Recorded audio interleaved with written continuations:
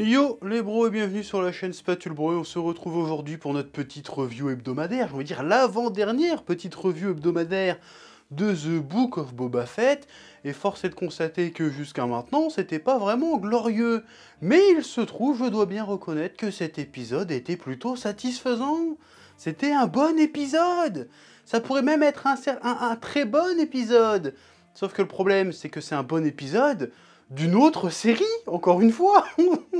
Ça n'a aucun putain de sens. On va en reparler, mais ça n'a aucun sens. L'épisode, je l'ai trouvé cool, j'ai trouvé plaisant, je trouvais que ça racontait quelque chose, c'était cool, on va y revenir, on va détailler. Mais le problème, c'est que ça fait 2 épisodes d'à peu près 1 heure, on a vu 10 secondes Boba Fett. Et il a même pas de réplique, ce bâtard, je crois. Si je me souviens bien. Il a peut-être une réplique. C'est un gros problème. Je ne comprends pas ce qui est en train de se passer avec cette série. Ça n'a aucun sens ce qu'ils font là. Je comprends pas. C'est très problématique ce qui se passe. Oui. Là, le problème, le souci du problème, j'ai envie de te dire, c'est que, comme je suis en train de te le dire, l'épisode est très bien, mais il n'a aucun rapport, strictement aucun rapport, avec l'intrigue de Boba Fett. Ça n'a aucun sens. Ça fait 2 épisodes qu'on nous fait du filler. 2 épisodes filler sur une série de 7 épisodes, je trouve que c'est beaucoup. Même les Japonais, ils osent pas ça. Même Toei Animation n'ose pas faire ça. Et pourtant, c'est les rois du filler, hein. Même Studio Pierrot ne fait pas ça. Et là, Disney, ils font un truc incroyable. Disney et Lucasfilm font un truc incroyable. Ils font des épisodes d'une autre série dans une autre série. C'est absolument bizarre. C'est comme si je regardais, je sais pas, un film Iron Man, et en fait non, c'est pas Iron Man 4, c'est Captain America 3. Ça n'a aucun sens. Mon exemple est pété. Mon exemple est pété, on est d'accord. Mais c'est pour te dire que ça n'a aucun sens, si tu veux. C'est très très bizarre ce qu'ils essayent de faire. Je ne comprends pas la démarche. Si vous voulez faire une saison 3 de Mandalorian, faites une saison 3 de Mandalorian. Parce que tout ce qu'il y a eu d'intéressant dans cette série, de réellement intéressant, les seuls véritables enjeux, les seuls moments où il y a eu un peu de storytelling pertinent dans cette série, c'est sur des histoires qui n'ont rien à voir avec le personnage de Boba Fett. Là, on a eu 2 épisodes qui développaient les enjeux d'un autre personnage. C'est-à-dire, donc, pendant 2 épisodes, déjà que les 4 premiers épisodes, enfin, les 4 premiers épisodes, les enjeux autour de Boba Fett n'avançaient vraiment pas. Les 2 d'après, on part carrément sur autre chose. Qu'est-ce que c'est que cette logique complètement débile? Je ne comprends pas. C'est-à-dire qu'il y a une société avec des milliards de dollars qui ont un budget de bâtard, des millions avec des créatifs de bâtards. On a eu Dave Filoni quand même, Jon Favreau. A priori, c'est pas des banques. D'ailleurs, c'est Dave Filoni qui a réalisé cet épisode. C'est quand même le mec qui a fait Clone Wars, qui a fait Rebels, qui a fait plein de trucs sur Star Wars. Et ils arrivent à te pondre ça. C'est-à-dire que cet épisode, même s'il est très bien, n'a rien à voir avec les enjeux de The Book of Boba Fett. C'est hallucinant, c'est lunaire ce qui est en train de passer. Tout le long de l'épisode, je suis en train de regarder, je fais « Ah, c'est cool et tout », mais c'est quoi le rapport avec le schmilblick, j'ai envie de te dire, pour faire de la ref? Je n'ai pas compris, ça ne fait pas avancer le schmilblick. Ça fait avancer des intrigues, ça fait avancer des enjeux, mais d'une autre série, en fait. Je comprends pas. Je ne comprends pas. Pour moi, cet épisode, et même celui d'avant, c'est un aveu d'échec. C'est-à-dire qu'en fait, Boba Fett, ils n'arrivent pas à construire avec. Ils ont rien à raconter avec Boba Fett. C'est absurde de faire une série sur un personnage avec lequel on n'a rien à raconter. Pourquoi vous n'avez pas fait directement Mandalorian saison 3, et dedans, tu fais un arc où il va aider Boba Fett? En fait, je comprends pas. C'est complètement débile, c'est absurde. Expliquez-moi ça. Alors moi, je veux bien être un rageux. Je veux bien être médisant, je veux bien être de mauvaise foi. D'accord, ok, admettons. Mais viens m'expliquer quelle est la pertinence de raconter la suite du Mandalorien dans The Book of Boba Fett. Qu'est-ce qu'on en a à foutre du développement du Mandalorien à l'instant T dans l'histoire de Boba Fett? En quoi tout ce qu'on a vu sur les 2 derniers épisodes font avancer quoi que ce soit dans l'intrigue de la série The Book of Boba Fett? Explique-moi. Explique-moi. Après, je ferme ma gueule. Explique-moi, je ferme ma gueule. Seulement, à mon avis, il n'y a personne qui va être capable de m'expliquer pourquoi. Hein. Donc là, on va faire abstraction qu'il s'agit de The Book of Boba Fett, et je vais faire la review de cet épisode de The Mandalorian saison 3, parce que c'est ce que c'est. On a un putain d'épisode sur Grogu. Qu'est-ce que Grogu a à foutre avec Boba Fett? Donc je vais pas faire toute la review là-dessus. Bref, j'ai évacué mon venin.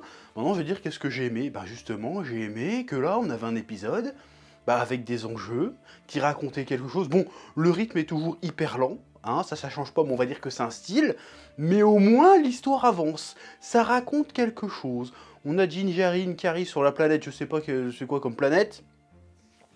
Bon, vu qu'il ait fait son nouveau temple Jedi, c'est sûrement Yavin, j'en sais rien en réalité. Mais si c'était Yavin, ils auraient appuyé le fait que ça soit Yavin, on va dire que c'est une planète inconnue, on s'en bat les couilles. Il arrive, il veut voir Grogu, apparemment il l'a retrouvé, hop, gros fanservice. Ah oui, par contre l'épisode, c'est le niveau fanservice, c'est le festival de la saucisse.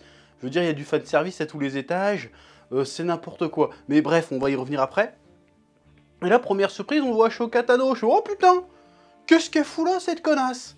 Mais tant mieux, parce que déjà j'aime beaucoup l'actrice, et en plus le personnage est cool, donc ça fait toujours plaisir. Mais c'est pas juste, vas-y coucou, je fais un caméo. On est là pour raconter quelque chose. Elle est là, elle dit à Jinjarin, elle lui dit, bon, je sais que t'as envie de revoir Grogu, mais si tu vas le voir, en fait, tu vas entraver le fait qu'il doit se détacher de son attachement. Cette phrase n'est pas française, mais t'as compris ce que je voulais dire. En fait, tu l'as confié à des Jedi pour qu'ils deviennent un Jedi. Il faut que tu te colles à ce choix-là, parce que si tu le revois maintenant, tu vas le détourner de sa voix. Donc là, ça raconte quelque chose, là, il y a un développement. Tu vois le Mandalorien qui hésite et qui fait, bon allez, donnez-lui son cadeau pour moi, et puis prenez soin de lui, je me casse. Ça c'est bien, ça raconte quelque chose, la scène ne dure pas 40 ans. Voilà, ça fait avancer l'histoire, ça fait avancer le personnage de The Mandalorian. Ça fait pas du tout avancer le personnage de Boba Fett, par contre, hein, comme je te l'ai déjà dit. Et après, on a l'entraînement de Grogu, et là, on revoit le putain de Luke Skywalker. Mais là, je dis oui. Bon, encore une fois, festival de la saucisse de fanservice, mais ça raconte réellement quelque chose. Ça nous donne un peu, c'est du fanservice, mais intelligent, c'est du fanservice qui donne ce qu'on veut voir, mais qui en même temps nous raconte quelque chose. Donc oui, on voulait voir l'entraînement de Grogu et de Luke Skywalker, et ben tiens, on te balance l'entraînement de Luke et de Grogu, et c'est très bien. Bon, pourquoi ça se fait dans la série The Book of Boba Fett? Encore une fois, je vais le répéter tout le long du truc, je ne comprends pas, ça n'a absolument aucun putain de sens, mais pourquoi pas? Allez, on nous raconte ça, et ça nous raconte des trucs intéressants. En vrai, cet épisode, The Book of Boba Fett, même s'il a rien à foutre là, cet épisode, hein, comme je le dis, je pense que c'est la meilleure interprétation de Luke. Je veux dire, cet épisode rend 10 fois plus hommage au personnage de Luke Skywalker que toute la dernière trilogie Star Wars. Et ça, c'est quand même assez incroyable. C'est quand même assez incroyable. Alors qu'eux, ils avaient le vrai Mark Hamill et tout. Ils ont réussi à faire de la merde. C'était pas Luke Skywalker qu'on a eu, c'était de la merde. Là, on a le vrai Luke Skywalker, on a le sage, qui s'est assagi, qui est très porté sur la spiritualité, qui est très puissant, qui est un guide, qui est un leader, qui est un sensei. Oui, c'est ça Luke Skywalker, c'est ça qu'on veut voir, putain. Et qui est en même temps un peu badass, avec des pouvoirs stylés. Ça, c'est Luke Skywalker, et d'ailleurs, il va falloir que je revienne dessus, mais je trouve que le... Comment on appelle ça, là? J'ai oublié, c'est comment ça s'appelait, la technologie du visage, là? J'ai oublié le nom, ça me reviendra au fur et à mesure.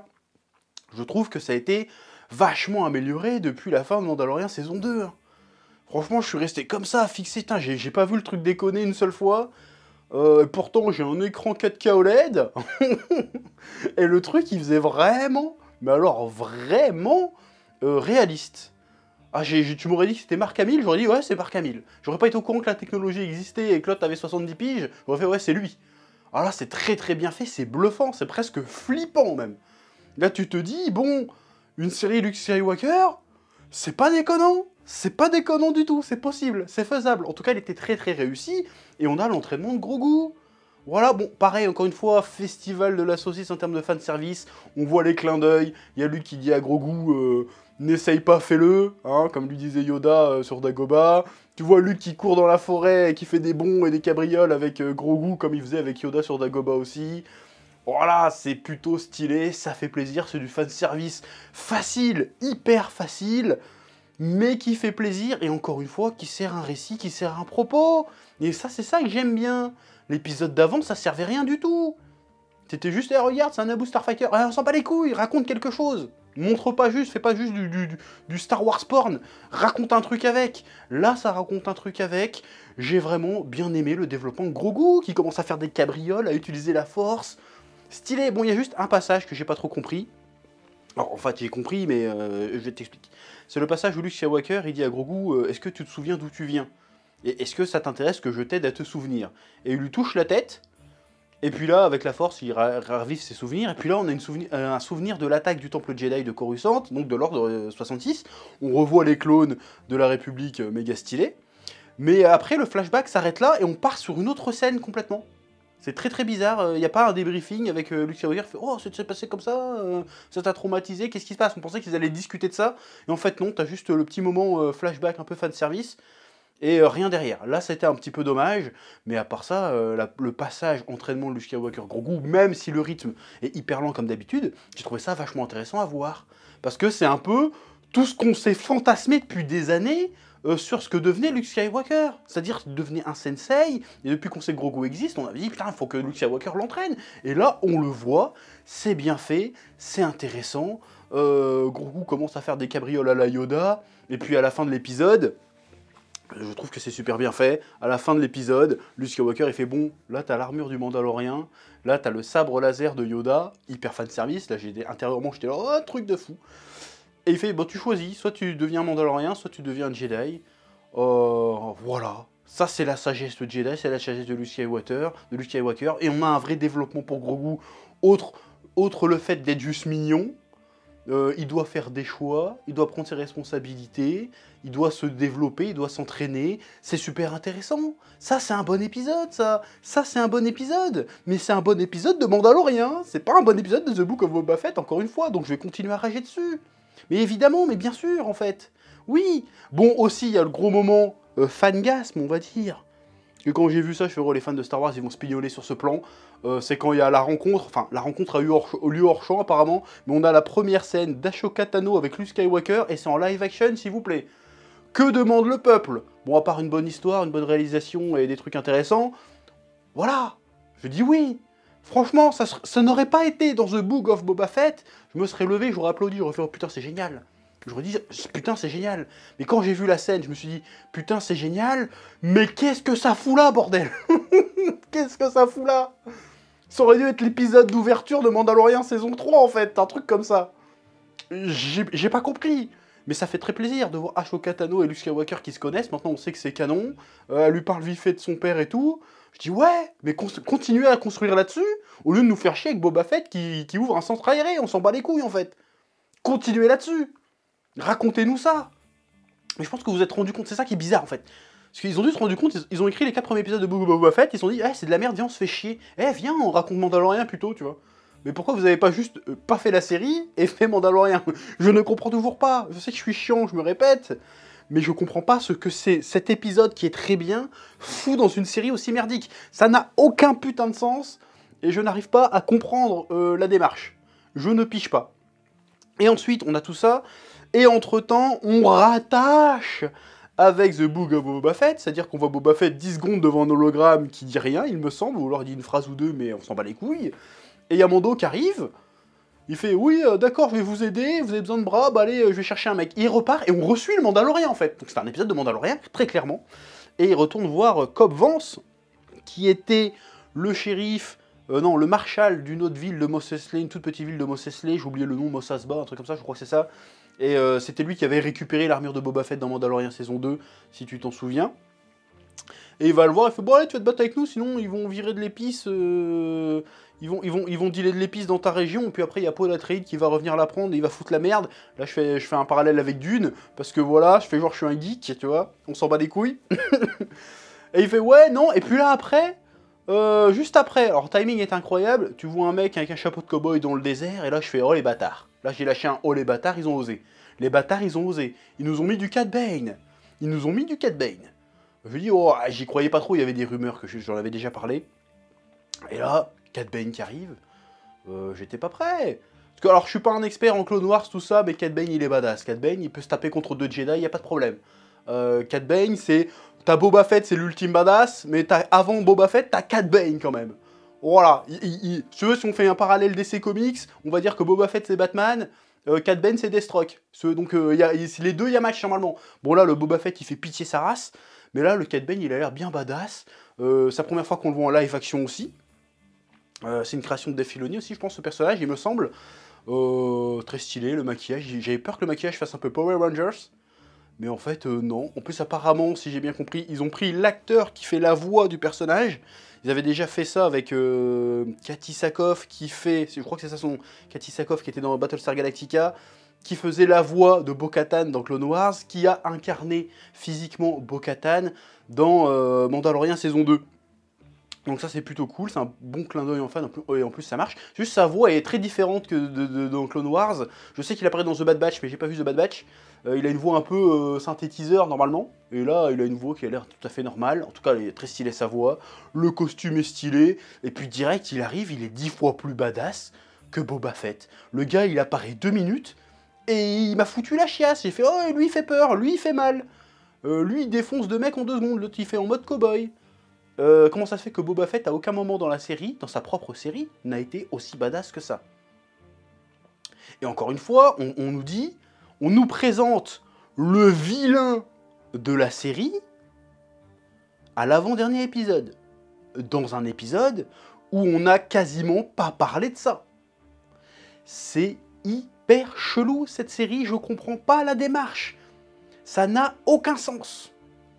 Et si quelqu'un a une explication, franchement, vas-y, balance-la dans les commentaires, parce que je suis très curieux de l'entendre. Alors après, c'est sympa de relever les références, relever les clins d'œil, mais quand est-ce que même les youtubeurs qui parlent de cette série, et je dis pas ça parce qu'ils sont pas d'accord avec moi ou quoi que ce soit, quand est-ce que les mecs parlent du scénario? Quand est-ce que les mecs parlent de narration? Quand est-ce que les mecs parlent de cohérence artistique?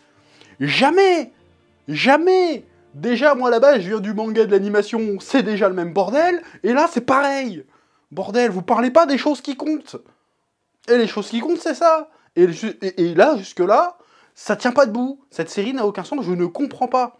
Donc du coup, pour revenir aux rumeurs, Cad Bane avait été annoncé en rumeur, donc vu que cette rumeur est vraie, il faut s'attendre à voir du Leia et du Han Solo dans le final. Parce qu'en fait, ils ont plus que ça. Ils ont plus que ça. Parce que là, déjà, ils ont rien raconté avec Boba Fett, ils sont obligés d'aller raconter du Mandalorien. Donc dans le dernier épisode, ça va être encore plus le festival de la saucisse. Et le seul moyen d'aller encore plus loin que ça, c'est de nous faire venir Han Solo et Chewbacca. Han Solo, Leia et Chewbacca. C'est pas possible. Parce qu'en fait, ils sont obligés de vivre sur le fanservice, sur le Star Wars porn, pour faire vivre la série. Ou alors de raconter des histoires qui n'ont rien à voir, comme on vient de voir avec les 2 derniers épisodes. Ça n'a aucun sens. Je suis perdu. Je ne sais pas où j'en suis avec cette série. C'est un espèce d'accident industriel duquel il sort du bon. Duquel il sort un épisode moyen de Mandalorian et un très bon épisode de Mandalorian. C'est tout ce qu'on aura retenu de la série. En fait, c'est ça qui est terrible. Ce qu'on va retenir de la série n'aura rien à voir avec Boba Fett. Dans une série où Boba Fett est le protagoniste principal. C'est absurde. C'est totalement absurde. Mais ceci étant dit, j'ai plutôt bien aimé cet épisode, parce qu'il était bon, c'était un bon épisode. Voilà, on va pas tortiller du cul pour chier droit, comme on dit. C'était un bon épisode, le rythme est toujours méga lent. Mais encore une fois, je me le répète pour la 50e fois, je suis désolé, je suis chiant. Les gens regarderont pas la vidéo jusqu'au bout, à cause de ça. Mais c'était un bon épisode de Mandalorian, ça avait rien à foutre avec Boba Fett. Voilà, bref. C'est tout ce que j'avais à dire sur cet épisode, qui était fort sympathique, mais qui a rien à foutre là. Comme d'habitude, je te laisse le soin de me dire en commentaire ce que tu as pensé de cet épisode, ce que tu as pensé de cette review, de lâcher un pouce bleu le cas échéant, de t'abonner. Et puis à bientôt, à la semaine prochaine pour l'épisode final, qu'on débriefera avec attention aussi, en espérant que ça sera bien. Ouais,